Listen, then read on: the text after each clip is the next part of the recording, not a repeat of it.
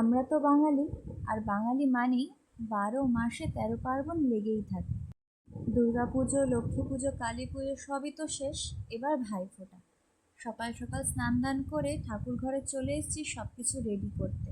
সবকিছু রেডি করে আমার ভাই বিট্টু এদের দুজনকে প্রথমে ফোঁটা দিয়ে নিচ্ছি।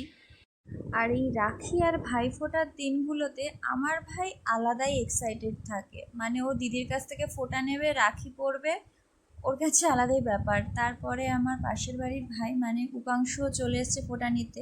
ওই বাড়ি যাওয়ার সঙ্গে সঙ্গে আরেকজনকে গিয়ে একটু চরকি পাকও খাইয়ে নিচ্ছি।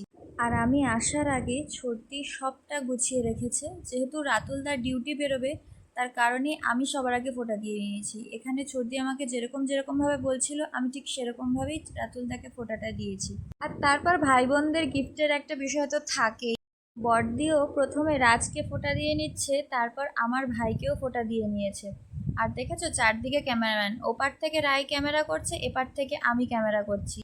আর ছোটদি রাজকে এবার ফোঁটা দিচ্ছে, ভাইকেও ফোঁটা দিচ্ছে। তার মাঝখানে এখানে একটু শাঁখ বাজানোর কম্পিটিশনও হয়ে গেছে।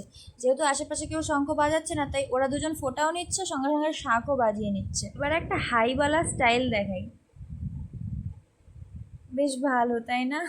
সবার ফোঁটা দেওয়া কমপ্লিট হয়ে যাওয়ার পর আমি আর আজ একটু বেরিয়েছিলাম দরকারে। আর অন্যান্য বছর কালী পুজোর সময় থেকেই হালকা হালকা শীত পড়ে যায়। এবছর শীত পড়া তো দূরে থাক, গরমও এক ফোঁটা কমেনি। তাই আমরা তাড়াতাড়ি কাজ সেরে বাড়ি ফিরে এসে চারজনে শুয়ে শুয়ে গল্প করছি।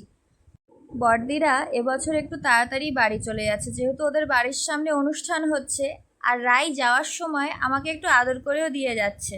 ছোটদি আর আমি মিলে আমাদের পাওয়া গিফট পরে একটু ট্রায়াল দিচ্ছি। যাই হোক, আমি গেলাম, তোমরা ভিডিওটা দেখো, লাইক আর সাবস্ক্রাইব করে দিও। বাই।